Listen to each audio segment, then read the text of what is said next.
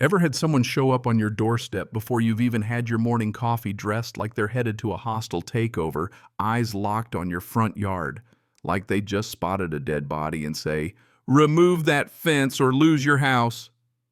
Yeah, that was my 7 a.m., courtesy of Veronica Sterling, Queen of the Willowbrook Estates, HOA, and trust me, her smile could freeze lava.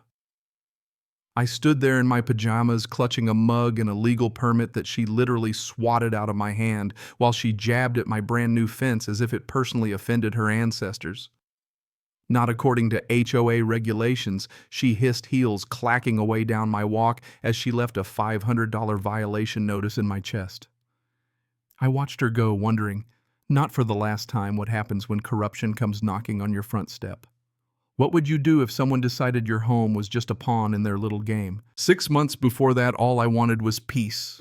I'd crawled out of a divorce from hell, burned through half my savings and most of my faith in justice, and bought a modest ranch with a weird L-shaped yard thanks to some surveyor's hangover back in the 70s. The extra space was perfect for my dream woodworking shop. The smell of cedar shavings, the feel of my grandfather's old hand planes, the kind of therapy lawyers could never deliver. But paradise, it's always rented, never owned. And the real price shows up when someone like Veronica Sterling moves in next door. Well, not next door. She lived in the neighborhood's castle, money, inherited hair lacquered into submission, and a tape measure in her purse which she'd whip out to measure grass blades like she was solving a crime. She was the law here, and her law changed depending on who you were. I watched it play out, how she'd bring cookies and smiles to Jim Morrison when he put up a fence just like mine, or help Mrs. Patterson move roses off the property line with a cheery little laugh. Then the day after I installed my fence, same materials, same permits, perfectly within my boundaries, Veronica appeared out of nowhere, no cookies, no chat, just that Arctic stare, and a violation notice faster than a parking ticket in New York. "This disrupts the aesthetic harmony," she announced, handing me the rough paper. I pointed down the street to Morrison's fence. "His was pre-approved," she said, lying so easily it almost sounded true. I'd checked his paperwork was filed after the rules changed. Didn't matter. Then it hit me. The violation notices. They always landed on the same few doorsteps, mine. Mrs. Rodriguez, the single Latina mom, holding down 2 jobs. Mr. Kim, elderly, English, not so hot. The folks who didn't look or sound like the Willowbrook ideal. Meanwhile, the white homeowners, gentle suggestions, a helping hand, maybe a joke about the weather. The injustice burned.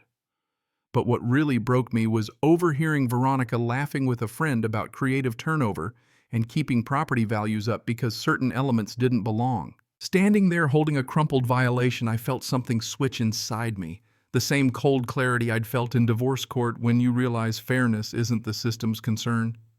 Power is. That's the day Veronica declared war on me. Only she didn't realize you don't threaten a man who's lost everything unless you're ready to pay the price. 2 weeks later, while I was knee-deep in a city grid repair, my neighbor Mrs. Tessa texted, "HOA people in your yard." Contractor. Taking pictures. I called Veronica. Emergency inspection, she said, fake official. Safety concerns. I quoted chapter and verse from the covenants. She hung up. That night, my yard looked like a crime scene, boot prints through my marigolds, measuring tape, gunk on the fence, fresh violations taped to my door, now claiming structural danger. But here's the mistake she made. She forgot about Mrs. Tessa.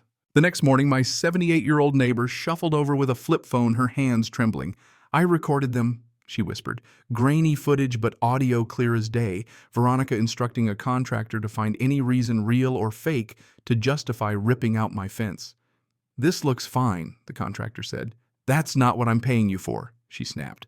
Then as they walked off, Veronica muttered, "We can't have his type lowering standards. Sometimes you have to get creative with turnover."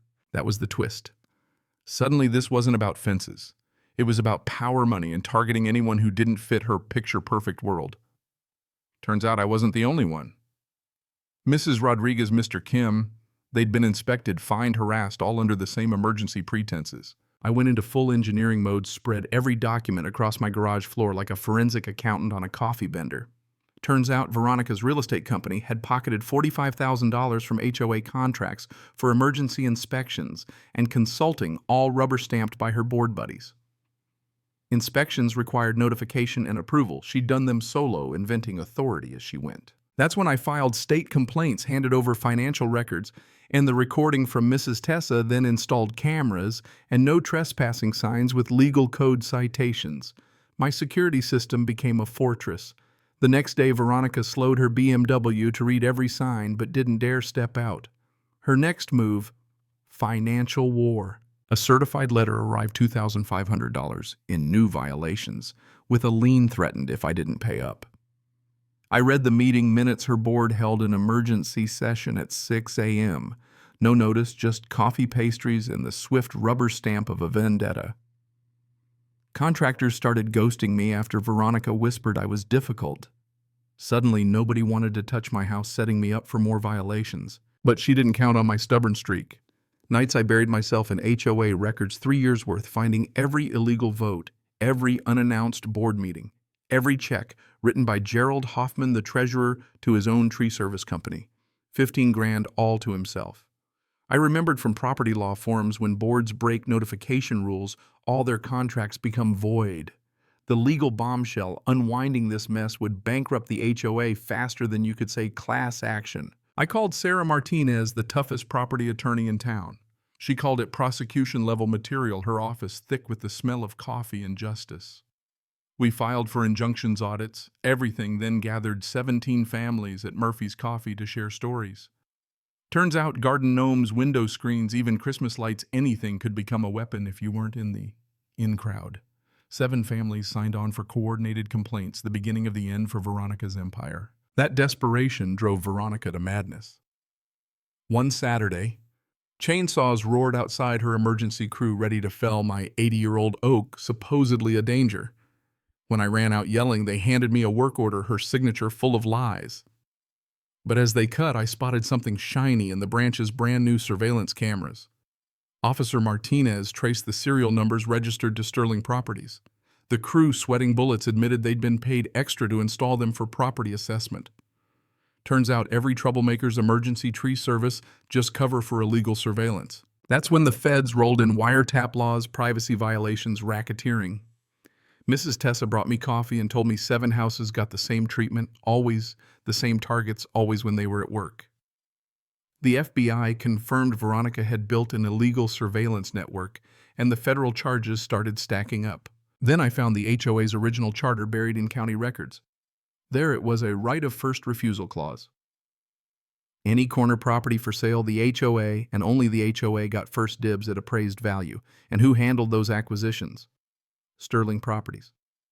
Veronica would force a sale through fines and legal threats, buy the house cheap, flip it for a fat profit. They'd done it to 7 families before me, harass, fine, threaten, then steal the property and move on to the next victim. By then it wasn't about saving my fence. It was about stopping an operation that had stolen $200,000 in property from families who couldn't fight back. The rage inside me felt molten. There are moments in life when you realize the only thing between your family and disaster is your willingness to stand up and say, "Not this time." I spent weeks prepping my defense, legal filings, federal charges, a network of neighbors gathering evidence. Every camera and sensor I could install my garage looked like a command center. But the pièce de résistance, an electric fence, perfectly legal, signed off by city inspectors, warning signs everywhere, 10,000 volts, low amperage, painful but safe, triggered only by motion, programmed to activate if anyone tried to vandalize or cut the fence. I'd even arranged for Officer Martinez to monitor the alerts. Veronica. Well, desperate people make stupid choices. With her empire collapsing and the feds closing in, she tried bribing county inspectors, launching a smear campaign, even filing fake insurance reports to get my policy canceled. Every move added more evidence, more charges, more witnesses. By the time her 2 cronies, Gerald and Diane, realized she was leading them off a legal cliff, their names were already on too many fraudulent documents to back out. And so in the dead of night it happened. My security app buzzed at 2:17 a.m. I watched heart pounding as Veronica, Gerald, and Diane crept across my lawn, flashlights dancing, bolt cutters in hand. I called Sarah Martinez. "Don't stop them," she said. "Let them commit." Cameras rolling, microphones live. They planned to make my fence disappear bags for evidence cleaner for prints, even a shovel to erase footprints. Gerald, shaking, put the bolt cutters on the fence. Veronica photographed the damage, planning to file retroactive complaints. Diane, pacing nervously, tried to keep watch. Then crack! 10,000 volts lit up the night. Gerald flew backward with a scream that probably woke the next county. Diane, in full panic, grabbed the fence to help Bam another shock, her designer shoes sailing across my lawn. Veronica, hair wild, refused to back down, grabbed the cutters herself, and caught the third spectacular jolt. She hit my marigolds with enough force to replant half the garden. Emergency response kicked in, police ambulances, the works. Officer Martinez arrived first, trying not to laugh as she called it in. FBI agents followed with Sarah Martinez and a news crew right behind. 3 HOA board members in handcuffs, their mugshots soon to go viral. By sunrise, the neighborhood buzzed with energy. Neighbors, media agents, and 3 would-be criminals, now officially defendants in a federal racketeering case. Veronica got 8 years, Gerald 6, Diane 3 for turning on her accomplices. Their mugshots, especially Veronica's post-electric hairstyle, became legends on property rights forums. The neighborhood changed. The new board was elected by real votes, not threats. Enforcement became fair. Gardens flourished. Mr. Kim's screens became a point of pride, and block parties replaced surveillance.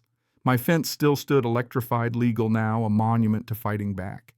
Settlement checks restored stolen money to families, and a scholarship fund was started for legal aid against corrupt HOAs. But the best part, Saturday mornings in my workshop, coffee and cedar shavings, neighbors sharing tools, stories, and laughter. Mrs. Tessa, still the community's intelligence network. At 79, is my closest friend and co-conspirator in everything from home improvement to grilling ribs. Sarah Martinez now fights HOA abuse full-time, helping dozens more families. The scent of justice mixed with coffee and cedar is sweet. And you know, it still gets me thinking about that morning when Veronica strutted up thinking a $500 fine would be enough to scare me off. People like her count on you folding or losing your temper and giving them ammo. They don't count on someone who documents everything, stays calm, and reads the fine print. That's how you win one detail at a time. So let me ask you, where's the line between justice and revenge? Is it entrapment if someone walks right into the very crime they've planned for months? How do you fight back when the people with power think the rules don't apply to them? Drop your thoughts below. Ever had someone in authority try to steamroll you? Share your stories, your wins, or even your battle scars. Maybe together we'll remind folks like Veronica some fences you just don't cross. Cảm ơn các bạn đã xem video của mình.